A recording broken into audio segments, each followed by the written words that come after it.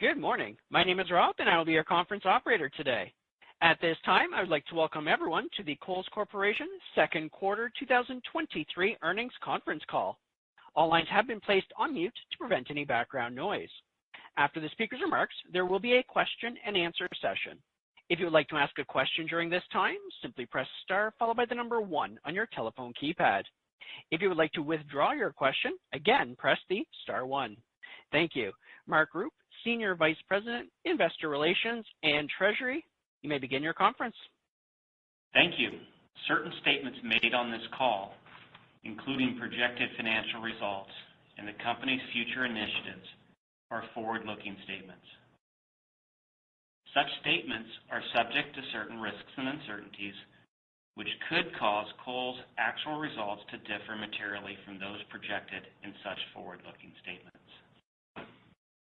Such risks and uncertainties include, but are not limited to, those that are described in Item 1A in Kohl's most recent annual report on Form 10-K, and as may be supplemented from time to time in Kohl's other filings with the SEC, all of which are expressly incorporated herein by reference. Forward-looking statements relate to the date initially made, and Kohl's undertakes no obligation to update them. In addition, during this call, we may make reference to non-GAAP financial measures.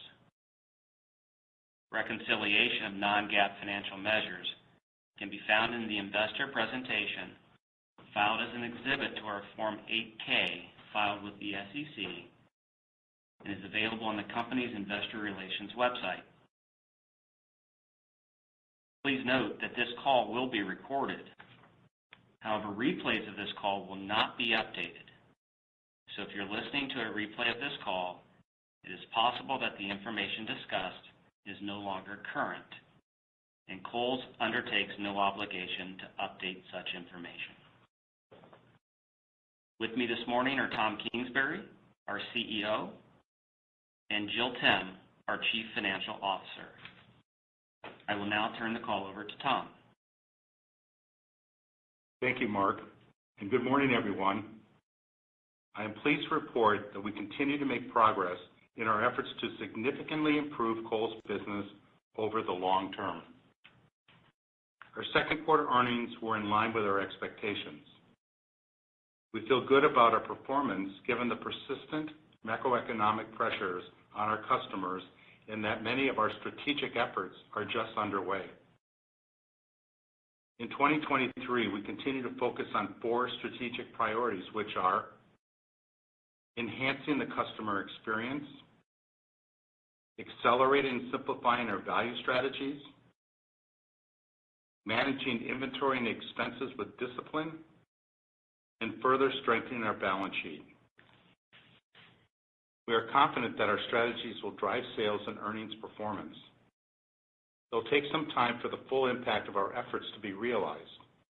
However, our objective is to show incremental improvement in the back half of the year with even more benefit in 2024 and beyond. As it relates to our outlook for 2023, we are reaffirming our guidance. Let me now turn to the second quarter. Net sales decreased 4.8% and comparable sales were down 5%, with store sales outperforming the total company and flat to last year. Sephora at Kohl's continues to exceed our expectations, driving a total beauty sales increase of nearly 90% year over year. We opened nearly 200 Sephora shops in the quarter, and momentum in our existing Sephora shops continues to accelerate with greater than 20% comparable beauty sales growth in the Sephora shops opened in 2021 and 2022. And our home business, which we've highlighted as a major long-term opportunity for Kohl's, showed strong relative improvement in the quarter.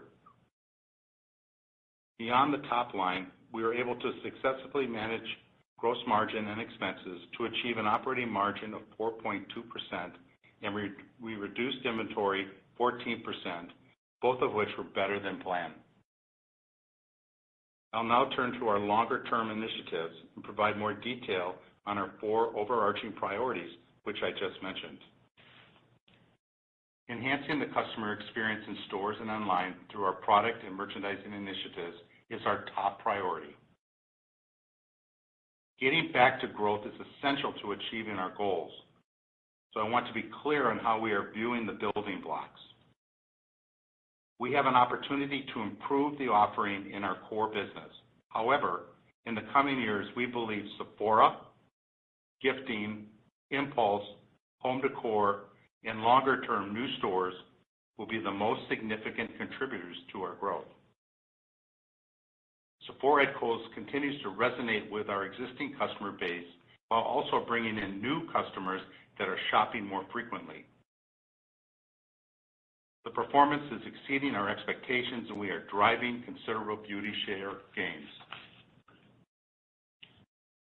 We are seeing solid growth in our Sephora exclusive brands, including the Sephora Collection, Sol de Janeiro, and Rare Beauty, as well as national brands such as Fenty and Charlotte Tilbury. We feel good about our overall assortment, and this fall we will further expand our gifting assortments, which were highly successful last year. During the second quarter, we opened nearly 200 Sephora shops, and this month we are opening approximately 50 shops.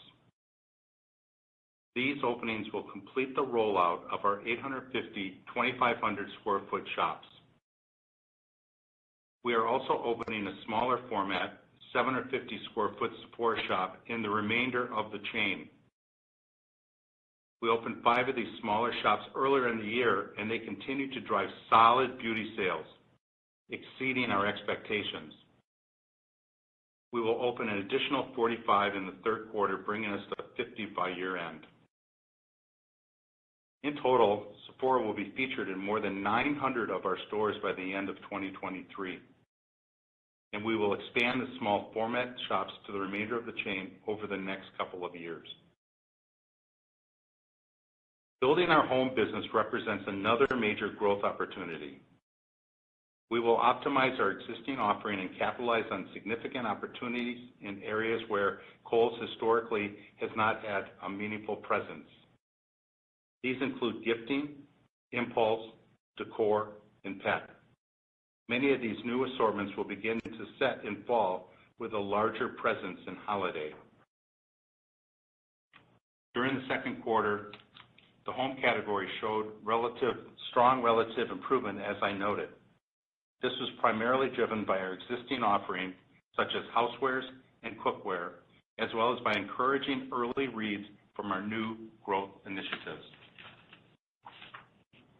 We continue to leverage register removals and additional in-aisle space to create a seasonal gifting destination, which supported strong sell-throughs during Mother's Day, Father's Day, Memorial Day, and the 4th of July.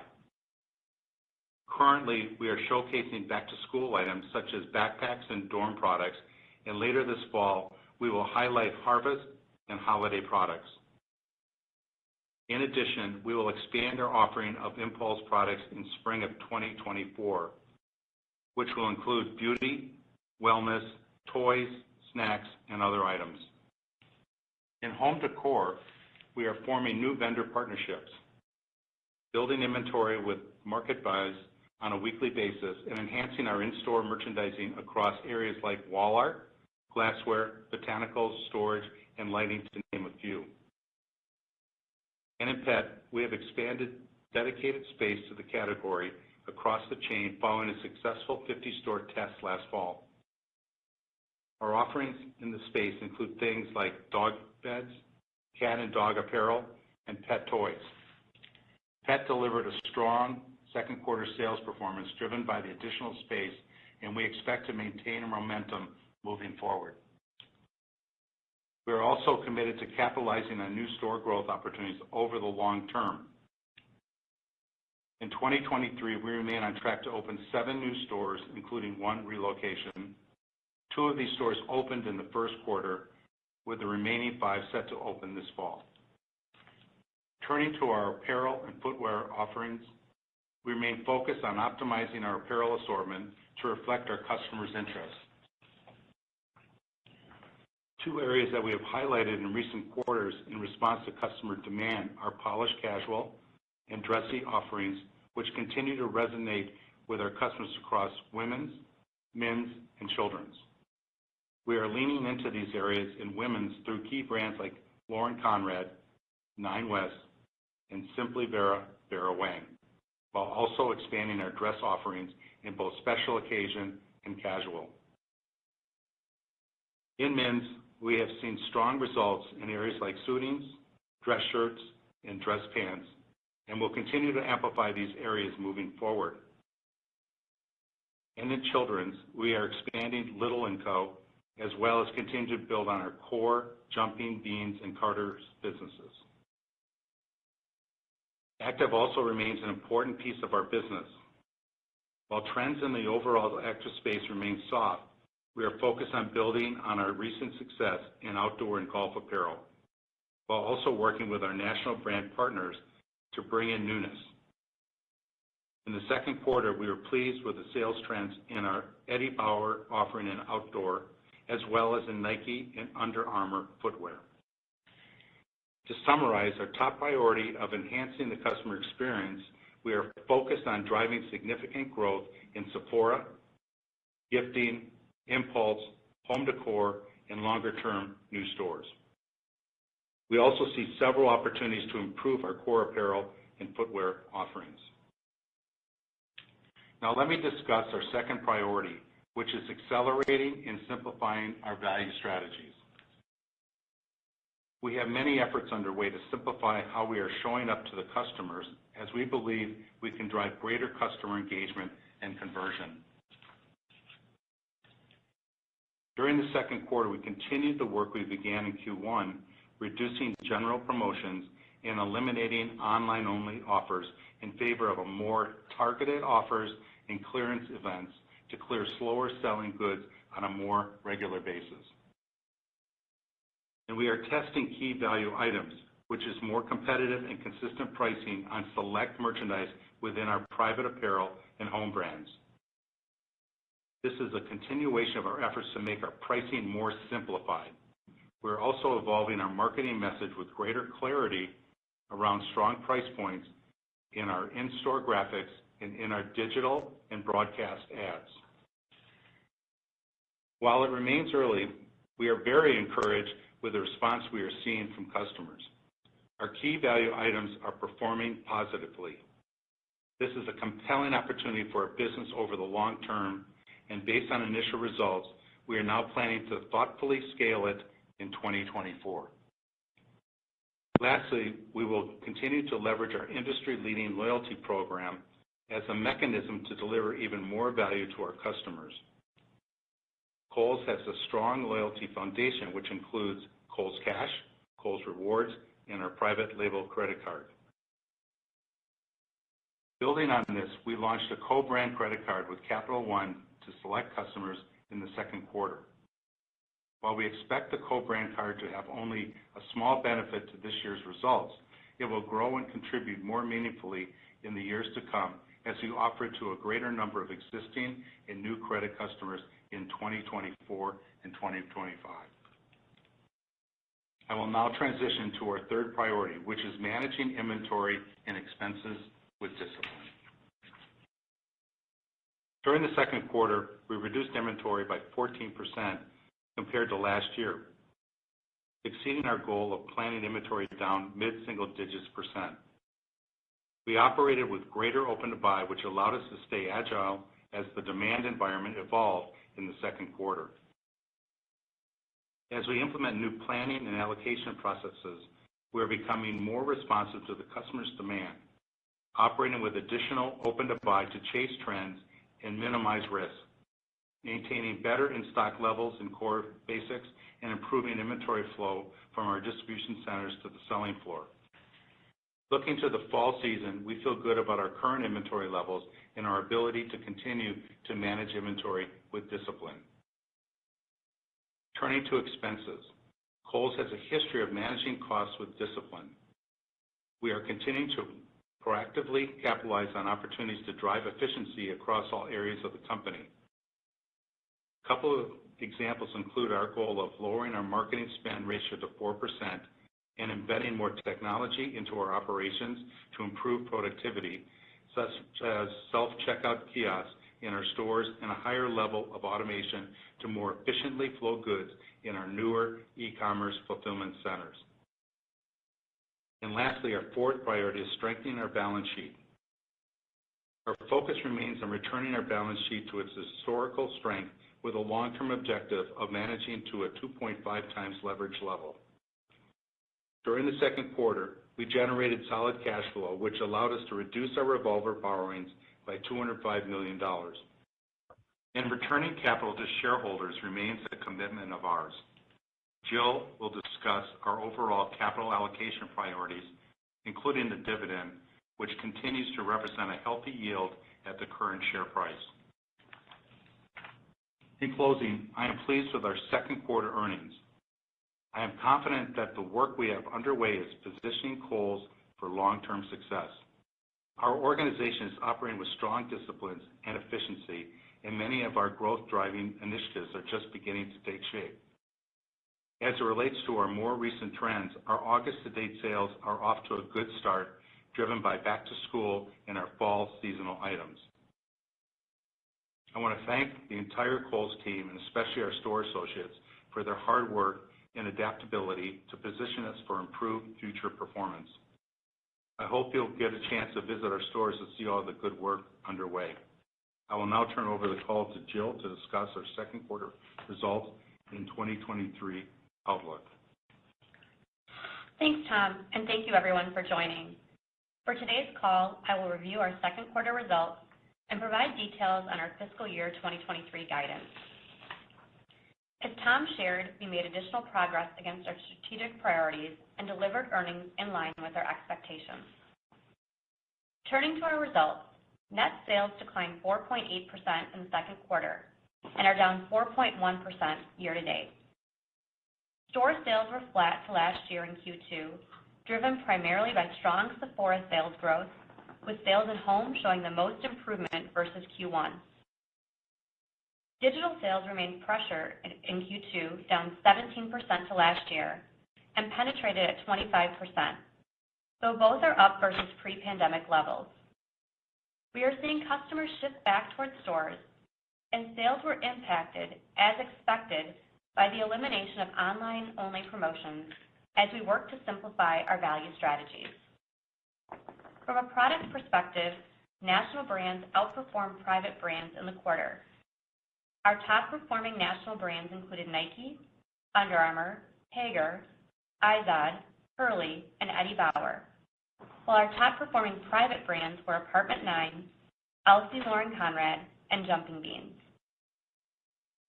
Accessories was our best-performing category, up 25% to last year, driven by Sephora at Kohl's. The increase in beauty sales was partially offset by displaced sales in jewelry. As it relates to some of our other categories, as previously noted, home showed the strongest improvement in trend from Q1, with encouraging early reads in our new growth categories. Footwear also showed trend improvement, driven in part by increased Nike and Under Armour sales in the category. Other revenue, which is primarily our credit business, declined 3% in the second quarter, an improvement in trend versus Q1. Moving down the P&L, Q2 gross margin was 39%, a decline of 61 basis points to last year, driven by product cost inflation and higher shrink, offset partially by lower freight expense and digital-related cost of shipping. Year-to-date, gross margin was 39%, flat to last year. SG&A expenses increased 1.6% to $1.3 billion. The increase was primarily due to higher store expenses driven by Sephora openings, wage pressure, and store experience investments. This was partially offset by lower marketing and distribution costs. Year-to-date, SG&A expenses have decreased 1.3% compared to last year. Depreciation expense of $186 million was $20 million lower than last year due to reduced technology capital spend. Year-to-date, as compared to last year, depreciation expense decreased $32 million to $374 million. Interest expense of $89 million was $12 million higher than last year, due primarily to increased revolver borrowings. Year-to-date, interest expense increased $28 million to $173 million. Net income for the quarter was $58 million, and earnings per diluted share was 52 cents. Year-to-date, net income was $72 million, and earnings per diluted share was 65 cents. Turning to the balance sheet and cash flow. We ended the quarter with $204 million of cash and cash equivalents. Inventory at quarter end was down 14% compared to last year, exceeding our commitment of a mid-single digits decline. As Tom shared, we feel good about how we managed inventory in the quarter and how we are positioned entering the fall season. Operating cash flow was $430 million in the second quarter, and free cash flow was $176 million. We continue to expect inventory to be a source of cash during the remainder of the year, which will drive strong positive cash flow generation in Q3 and Q4. Capital expenditures for the quarter were $244 million. We are still planning for approximately $600 million to $650 million of capital expenditures in 2023. Now let me provide an update on our capital structure and capital allocation priorities. Strengthening our balance sheet is one of our top priorities in 2023. It is important that we continue to rebuild our cash position, and it remains our longer-term goal to manage this business at a leverage target of 2.5 times. In the second quarter, as planned, we reduced our revolver borrowings by $205 million. Looking ahead, we will continue to utilize the revolver in Q3 for seasonal working capital build related to holiday receipts. However, we continue to plan to be out of the revolver by year-end, inclusive of retiring $111 million of bonds in December of 2023.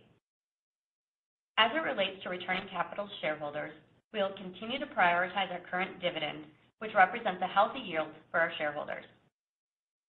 During the second quarter, we paid $55 million, or 50 cents per share, in dividends to shareholders. In addition, as previously disclosed on August 8th, the board declared a quarterly cash dividend of 50 cents per share payable to shareholders on September 20th. Now let me provide details on our outlook for 2023.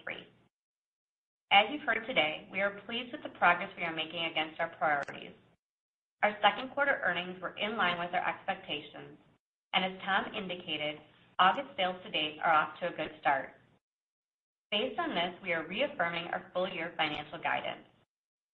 For the full year, we currently expect net sales to decrease 2% to 4% versus 2022, and includes the 53rd week, which is worth approximately 1 percentage point of growth.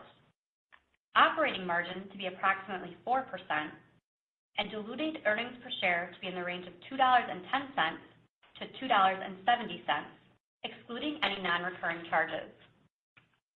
Lastly, I want to highlight a couple of items about how we are thinking about the third quarter. We continue to expect our full-year gross margin in the 36 to 36.5% range. For Q3, we expect it will be approximately 38%. Our full-year SG&A expense outlook is also unchanged, with slight deleverage expected. For Q3, we are planning SG&A expense to increase approximately 3% as compared to last year, driven by additional store-related investments and 45 Sephora small shop openings. With that, Tom and I are happy to take your questions at this time. At this time, I would like to remind everyone, in order to ask a question, press star, then the number 1 on your telephone keypad. And your first question comes from the line of Bob Drbul from Guggenheim Securities. Your line is open. Hi, good morning. Good morning. Good. Couple questions. First, Tom, for you, when you think about the progress that you're making, can you just talk a little bit more around the learnings, the opportunity that you see now that you're sort of into it a few quarters, in terms of the business and where you're taking it? And the second question, Jill, can you give us some insight on credit, just in terms of the relationship, the bad debt, the delinquency rate, and I think the launch of the new program that you're doing this year, just sort of how we should be thinking about trends in credit right now and as you look to the back half of the year. Thanks. So, Bob, to talk about what's going on with the strategy, we feel pretty good about what's been going on here. We really look at the business, when we look at the stores business, we have a positive trend in stores that just really represents a lot of the work that we've been doing overall. Most of our decrease came from digital, and that was somewhat self-inflicted because, we have reduced the amount of online-only general public offerings. We, obviously moving more to Omni, having a more simplified pricing strategy, to have two different pricing strategies just wasn't good. We're encouraged by August, the August business as well. But, one of the things we've learned, the Sephora business has been incredibly good. To have a 20% comp in the stores from 21 and 22 is pretty remarkable. It's bringing in a younger, more diverse consumer as well. So, but it's been really a driver, and we're moving right along. And over the next couple of years, it'll be in all stores. We're really moving on bringing in more home product in the home decor category, and we've been working with the marketplace to secure goods in real time, and we really feel that that's going to pay dividends in the long run as more and more product comes into the company in those categories. The impulse business is good. It's going to get even better as we get closer to holiday, so that's very good. And the other thing that we're going to look at down the road is obviously new stores. We have not a whole lot this year, but maybe going forward we'll be looking at expanding that effort. But that work is still underway. But we just we're just really feel good about we see the product coming into the company, the stuff that we're underpenetrated with, and it's working well. And so we feel that if we can continue to grow the Sephora business, if we can continue to make progress in home, I think we'll be in a pretty good position. And then in terms of credit, Bob, credit has obviously been a core component of our value equation over a long period of time, and we have a very stable portfolio in our credit. We have a partnership with Cap One. What I would say is other revenue is a good proxy for what you saw with credit. We said it was going to be in line with sales. We still continue to expect that as we look to the out of the year. We did see payment rates drop as we expected. Those payment levels are still actually above 2019 levels.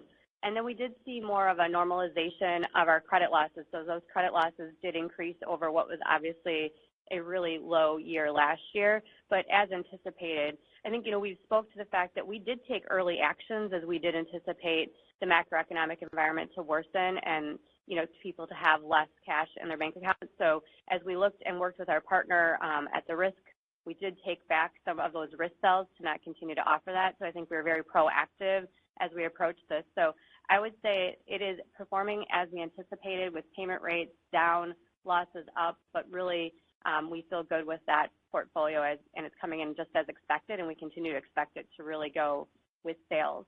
In terms of co-brand, we're excited to be able to offer a new vehicle to customers who maybe didn't want a private label credit card. So this really affords us the opportunity to spread that value equation to customers that we think are younger, more diverse, really hitting on that customer that we're driving in for Sephora to say, could we bring them into a credit card, but not necessarily they're open to a PLCC card. So we've brought in about 700,000 of our credit card customers and migrated them over to the co-brand card. And we'll just kind of watch that and learn from that migration before we extend that out. But then we'll be expanding that out in 2024 based on those results. Thank you. And your next question comes from a line of Oliver Chen from TD Cowen. Your line is open. Hi, Tom and Jill. As we look ahead, what are some of the major catalysts for holiday in terms of your plans and inventory planning as well as flow? Just highlights we would love there. Also, as we think about the online business, the comparisons will get easier. What should be the path ahead for a resumption of growth there? And finally, on the stores and traffic, would love your thoughts on traffic and transactions, and if you've seen a lot of volatility in what your forecast assumes for how traffic may move. Thank you. Well, the big catalyst for holiday is really maximizing the gift business. We did some of that last year by moving the gifting product to the front of the store, and it did very well. We're going to be doing it again this year and making a major statement in the front. We do have some extra square footage because we removed some register bays for gifting as well. But I really feel that by making a strong gifting statement, we're gonna have a good holiday season. Digital, as far as digital goes, we see it improving as we progress through this year, and then obviously we anticipate back to growth in 24 once we anniversary all these online only promotions that we had. And then from a stores perspective, obviously really excited that we're actually positive on the year of flat performance in Q2.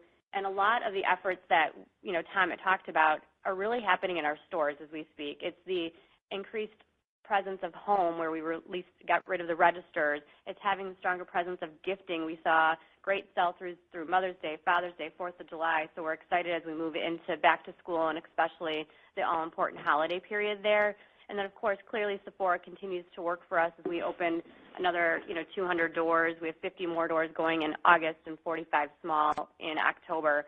So I think from a stores perspective, we're excited to continue to see that business do well and being an outperformance, which you haven't heard from us in some time. And just to reiterate on digital, I think we're seeing similar performances out of categories. It's just that the promotions is having an outweighed impact there. And so we know we have to get through that, but it's really the right thing to do, as Tom said, just to reiterate. We want to have an omni-channel experience.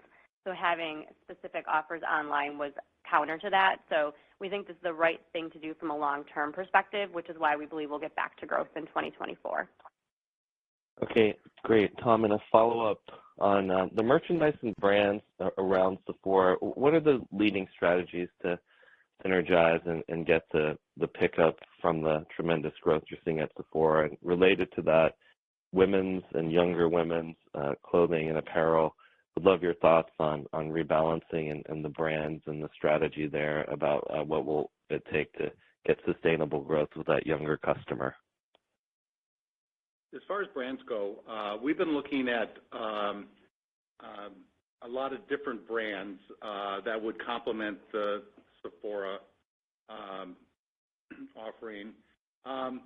We've been going, Nick Jones, the chief merchant, and I have been going to New York pretty much every week now, looking for this. And we haven't made any real decisions yet, but, there is opportunities out there to bring other things in. But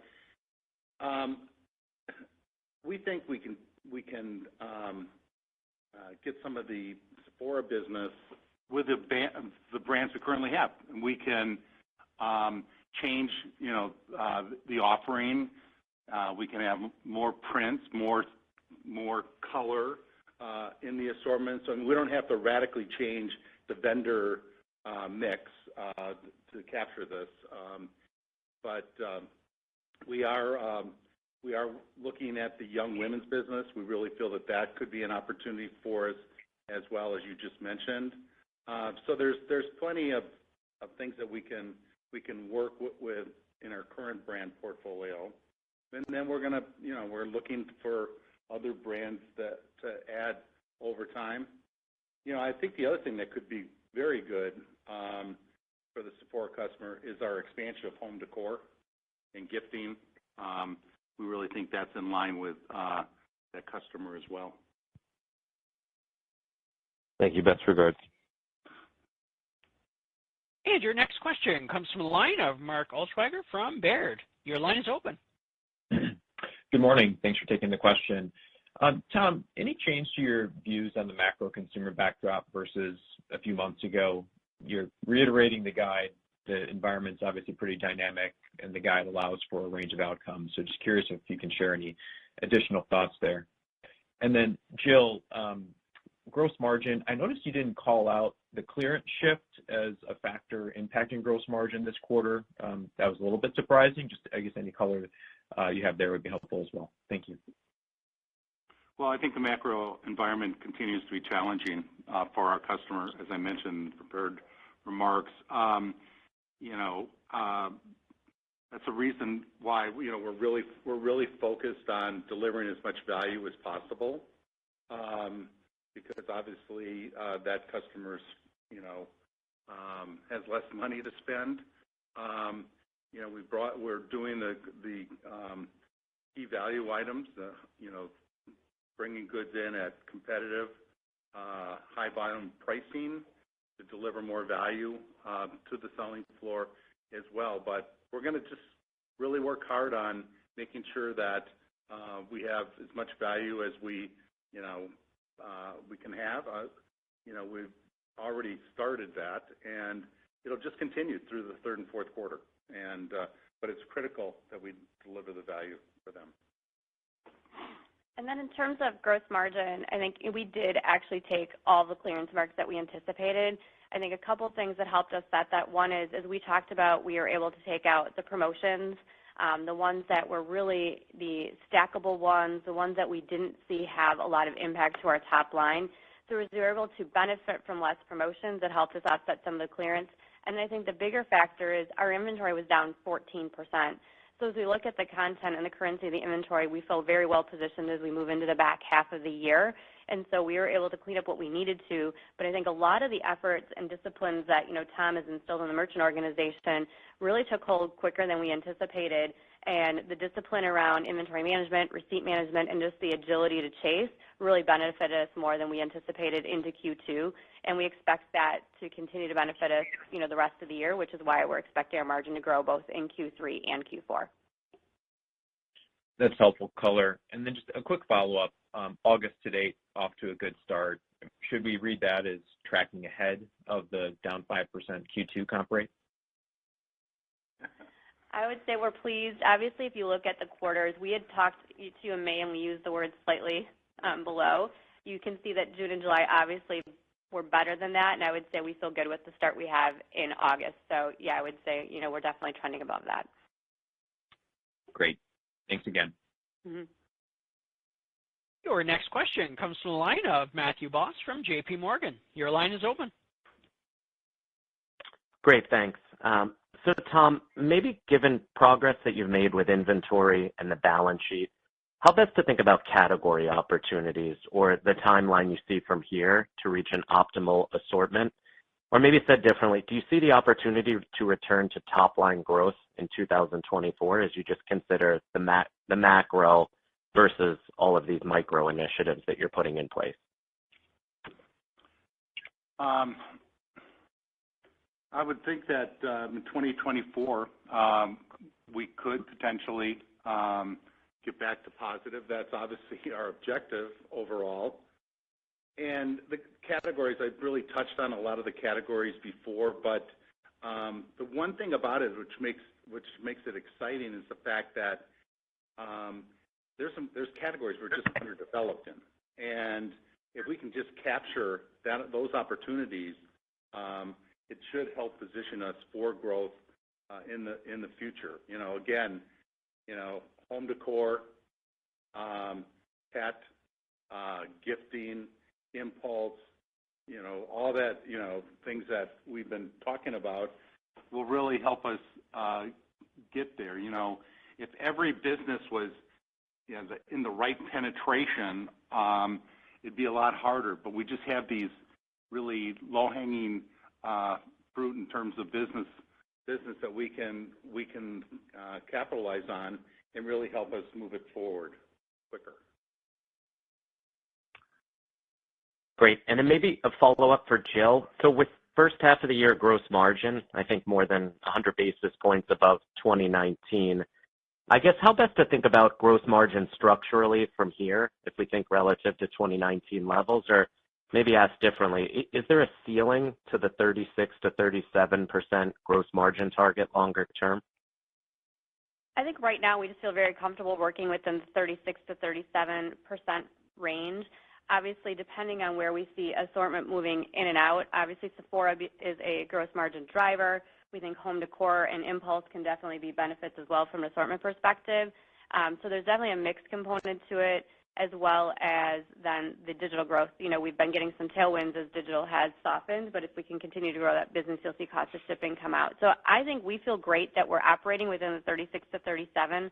That was really the long-term plan that we outlined, and I think that's really where we feel most comfortable, that we're able to still deliver the value that our customer is used to getting from Kohl's in that margin range, and then also bringing in some of these new white space opportunities that Tom has outlined to get the top line growing. So I think, our model works from a long-term operating margin with a small amount of top line growth. So that's really the big focus. I think we feel great with the margin that we're putting out this year. Our SG&A disciplines are there, and we'll gain great leverage off of just a small amount of top line growth. So that's really the focus, I think, from a long-term perspective. Great. Best of luck. Thank you. And your next question comes from the line of Dana Telsey from Telsey Group. Your line is open. Hi, good morning, everyone. As you think about what's happening with shrink out there, what are you seeing in your stores, and what investments are you making to deter shrink? And then, Tom, you mentioned about potential new stores. What are you thinking about in new stores, whether it's size, location, and how are you thinking about that in a store opening or a closing program? And lastly, you talked about the home category and that opportunity.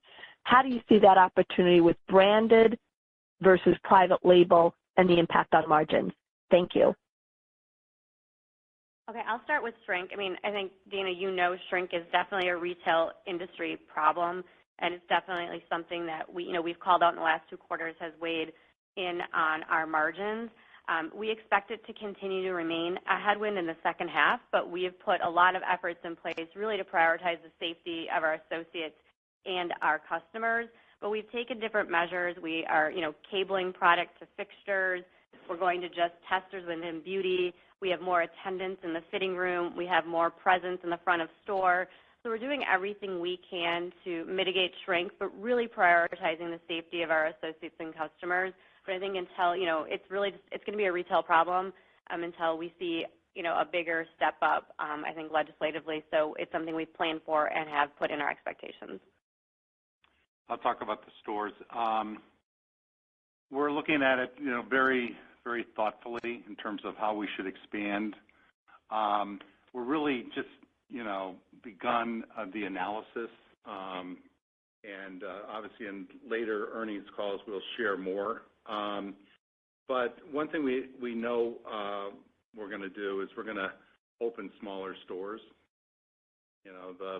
The biggest store we'll open going forward is 55,000 square feet. We'll be adding probably a lot of 35,000 square feet. We're still developing the seed points where we can have additional stores. Again, that analysis is being done now. But mostly, we're really looking at the size of the stores, and we're looking at the cost of the stores, and we're looking at how we effectively can add some additional stores. But we're going to do it, with a lot of analysis behind it. As far as the home goes, I think there's opportunities both in brands and in private label. maybe a little bit more in brands because of the fact that we want to chase product, and we're already doing that, and going into the market and buying the product in real time. As far as margin goes, I think it could be, home decor is higher margin business, so the more we go after that, I think it could be a positive to the gross margin overall. But again, it's a lot of chase is going to happen in this business because we want to be able to react in real time. Thank you. And your next question comes from the line of Blake Anderson from Jefferies. Your line is open. Hi, good morning. Wanted to dig in a bit on Sephora. You had an impressive result there. Can you talk about the acceleration in the comp up to greater than 20%? What's driving that in terms of new customers versus transactions or basket? And then for the newer stores, are they still performing on a similar trajectory? And lastly, any beauty categories to call out that were stronger? Thank you.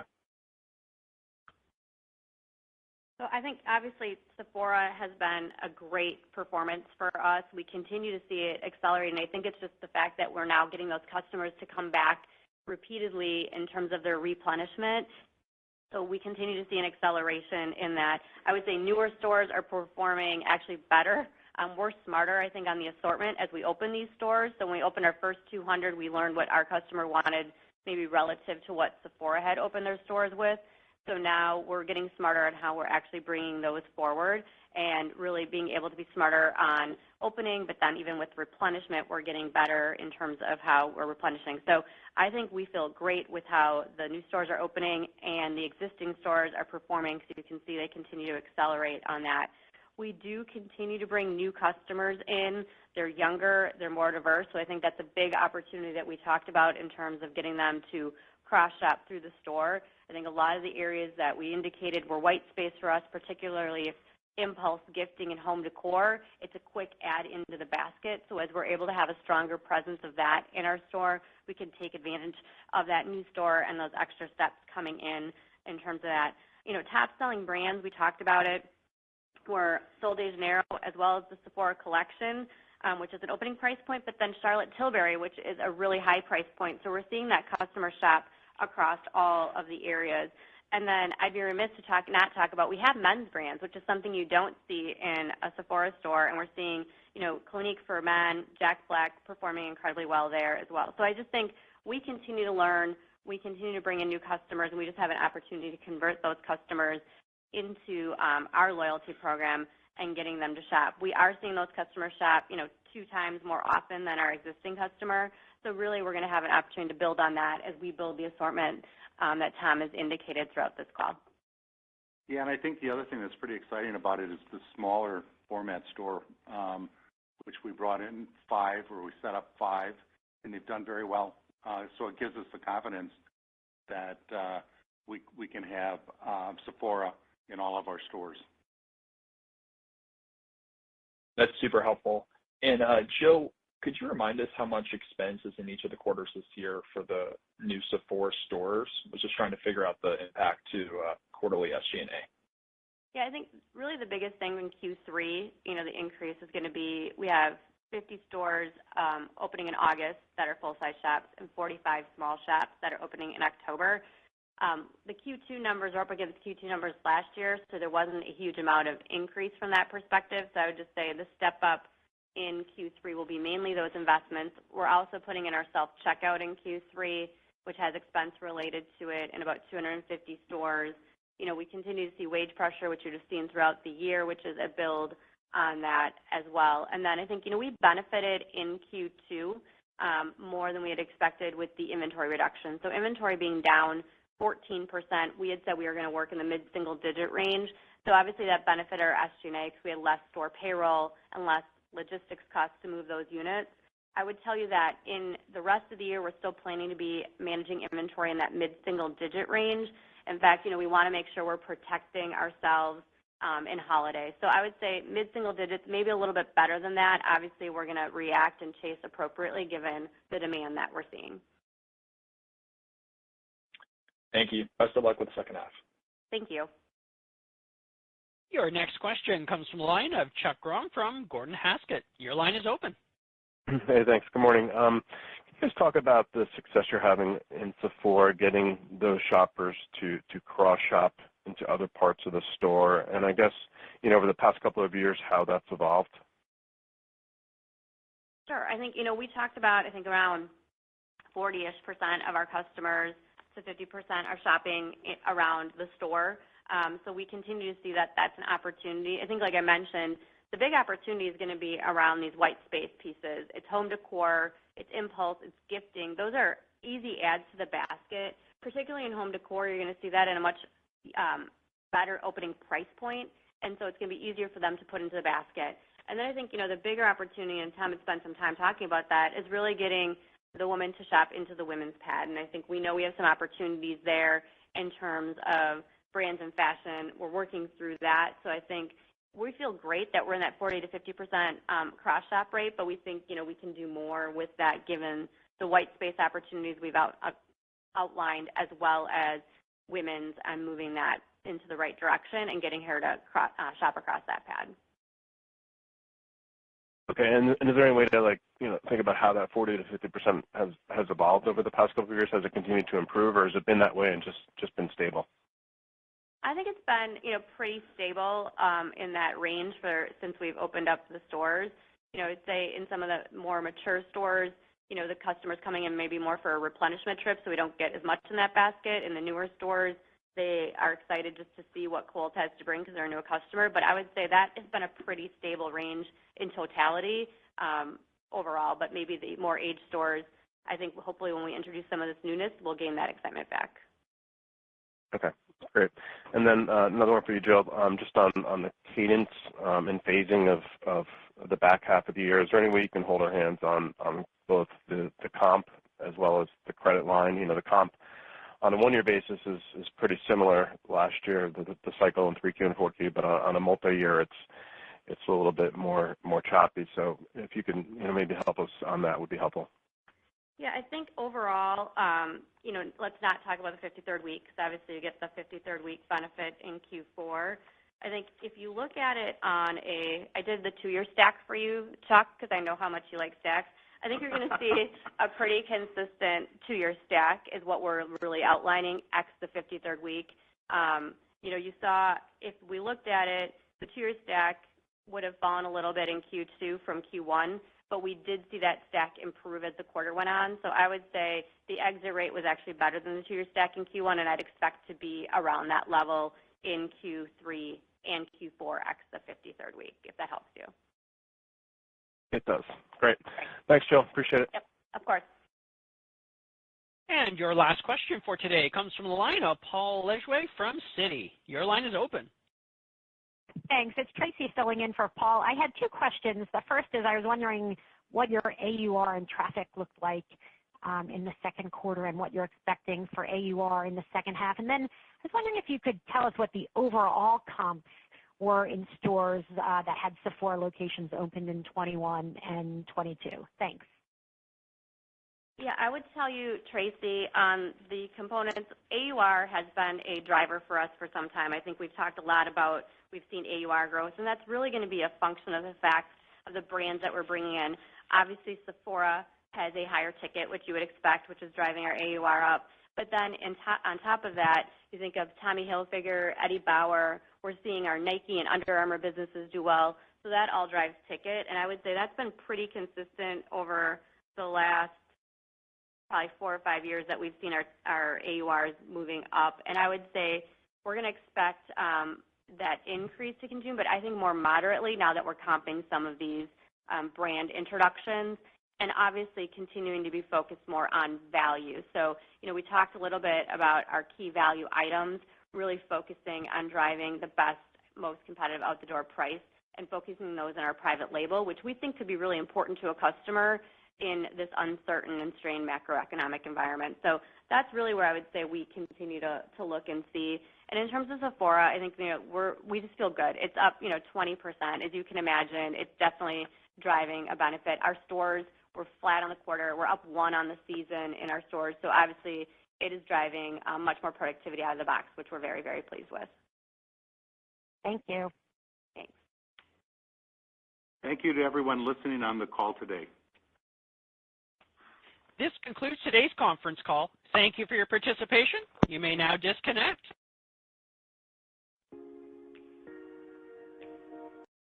Call today. This concludes today's conference call. Thank